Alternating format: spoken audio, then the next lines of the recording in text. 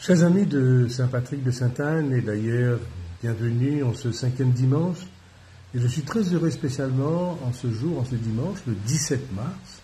C'est la fête de la Saint-Patrick.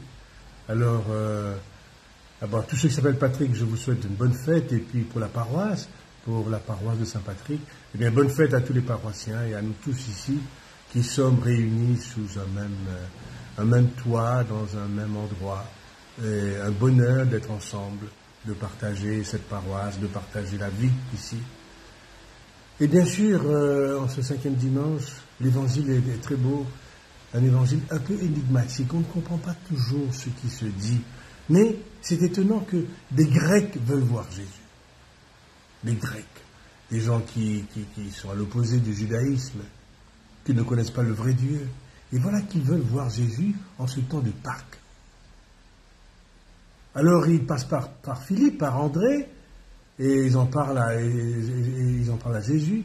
Et ce qui est étonnant, pour répondre, Jésus leur parle du grain de blé, que son heure est arrivée, et que le grain de blé, s'il reste seul, il ne meurt pas, il ne porte rien, il ne porte pas de fruits. Mais s'il meurt, si un grain meurt, il porte du fruit. Et Jésus parlait de lui-même. C'est étonnant, je ne sais pas si les Grecs ont compris ce que Jésus voulait dire, mais Jésus parlait de sa mort. Et en parlant de sa mort, on est au chapitre 12 où il dit « l'heure est venue ». L'heure est venue où il doit rentrer dans sa glorification, comme nous dit Saint Jean. Cette heure est venue et il est bouleversé. Il dit « est-ce que je vais dire non à cette heure ?» C'est comme nous devant face parfois aux difficultés que nous avons, face aux intempéries, aux épreuves, nous avons envie d'abandonner, dire non, on ne pourra pas, c'est trop dur, on ne pourra plus. Alors c'est pour ça que Jésus nous dit oui, mais je ne suis pas là pour me sauver de ce que je vais vivre, je vais faire face avec mon Père. Et il dit mon Père, glorifie-moi. Et le Père lui dit oui, je te glorifie. Donc, dans ce dialogue entre le Père et le Fils, c'est au milieu de la mort. Alors nous aussi, nous pouvons penser que lors de nos épreuves, il y a un dialogue qui s'instaure entre le Père et le Fils pour nous.